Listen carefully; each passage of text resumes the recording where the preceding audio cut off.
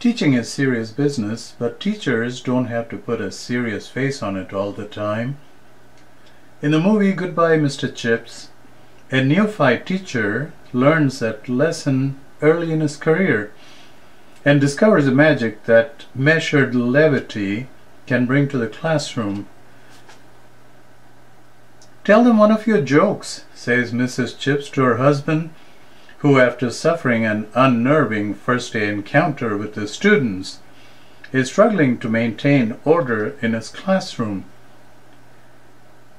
At first, Mr. Chips dismisses the idea as foolhardy, but in a moment of whimsy, he submits to his wife's suggestion, and the entire chemistry and dynamics of his classroom changes forever for the better.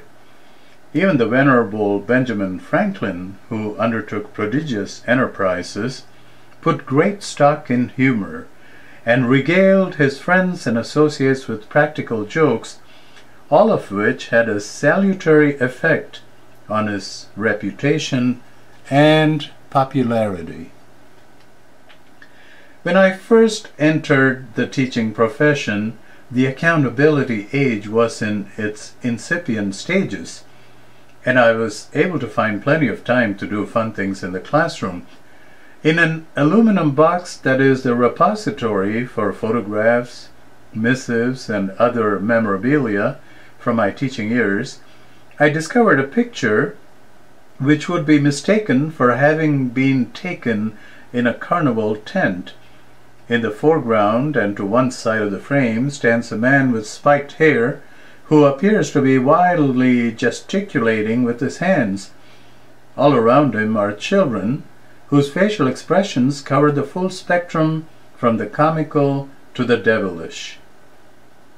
The picture, taken nearly 8 years ago and dubbed March Madness by one of the participants, brought forth a burst of indignation when I showed it to my class last year. "It's not fair," said one student. "How come we don't do fun things like that anymore?" I have thought about the matter and concluded that, generally speaking, elementary school educators today are too work-minded, austere, and rigid in their outlooks.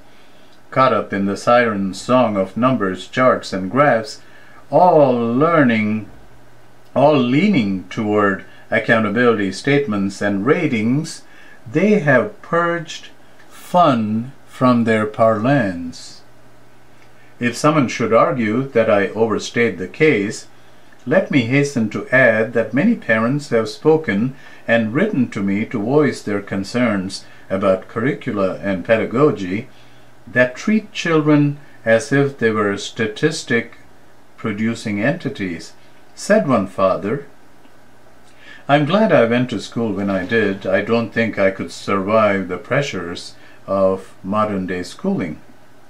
Just as the gems in a string of necklace need the empty spaces between them to accentuate their sparkle and fire, the minds of children need occasional carefree diversions to heighten their learning on either side of those capers.